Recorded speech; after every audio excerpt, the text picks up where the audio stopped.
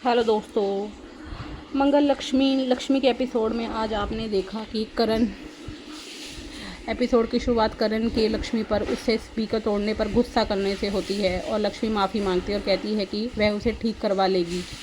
कुछ महीनों के लिए उसकी सैलरी से स्पीकर पर का खर्चा काट ले। करण उसे अपनी हद में रहने की लिए कहता है और अपने ऑफिस में मिलने की आदेश देता है। ऑफिस में लक्ष्मी करण से कहती है कि वह उसका स्पीकर ठीक करवा लेगी क्योंकि वह एक अच्छे टेक्नीशियन को जानती है। करण को उसे ताना मारते हुए कहता है कि स्पीकर कनाडा से आया है, तुम्हारे पास उसे ख़रीदने की औकात नहीं है, यह लिमिटेड एडिशन है। लक्ष्मी जवाब देती है की बात मत करो, तुम चाहो तो मेरी 1 साल की सैलरी काट सकते हो। वह जाने के लिए मुड़ती है लेकिन दरवाज़ा बंद पाती है और उसे खोलने के लिए कहती है। करण उसे कड़ी फटकार लगाता है। करण फिर लक्ष्मी से कहता है कि वह उसके म्यूज़िक सिस्टम का खर्चा चुकाने के लिए और मेहनत करे और उसे तुरंत ऑफिस से जाने का आदेश देता है। इस बीच गायत्री कार्तिक के बारे में चिंतित हो जाती है और कहती है कि कार्तिक तुम कहाँ हो, हमें तुम्हारी बहुत याद आती है। वह उसे फ़ोन करती है और कार्तिक जवाब देता। गायत्री उसे घर आने की विनती करती है और कहती है कि लक्ष्मी की गलती की सज़ा हमें मत दो, उसे भूल जाओ और वापस आ जाओ।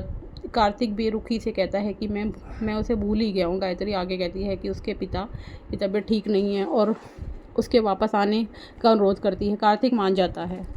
ऑफिस में शंकर लक्ष्मी के लिए चाय लाता है और पूछता है कि जब सब लोग पार्टी में हैं तो वह अकेली क्यों काम कर रही है। लक्ष्मी उसे चिंता ना करने के लिए कहती है और उसे वापस भेज देती है। बाद में उसे एहसास होता है कि काफ़ी देर हो चुकी है। वह घर के लिए निकल पड़ती है। जब उसे कोई ऑटो नहीं मिलता तो वह पैदल ही चलने लगती है।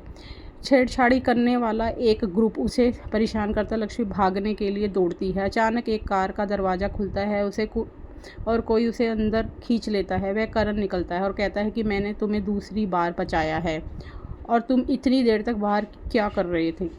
लक्ष्मी जवाब देती कि मैं तुम्हारा कर्जा चुकाने के लिए देर तक काम कर रही थी और तुमने मेरी मदद करते हुए एक अपहरणकर्ता जैसे व्यवहार किया।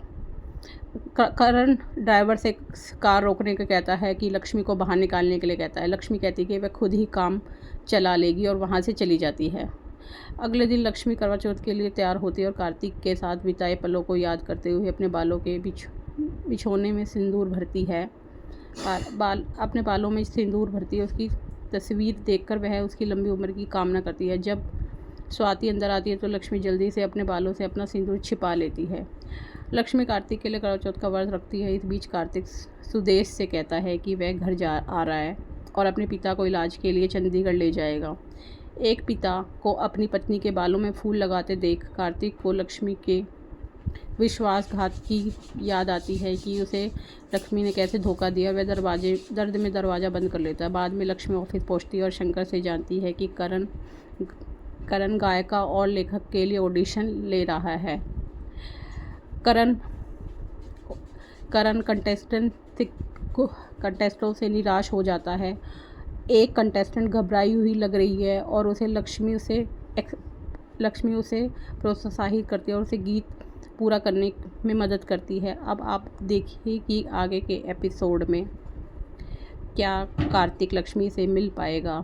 और आगे का एपिसोड जानने के लिए हमारे चैनल को लाइक और सब्सक्राइब कीजिए।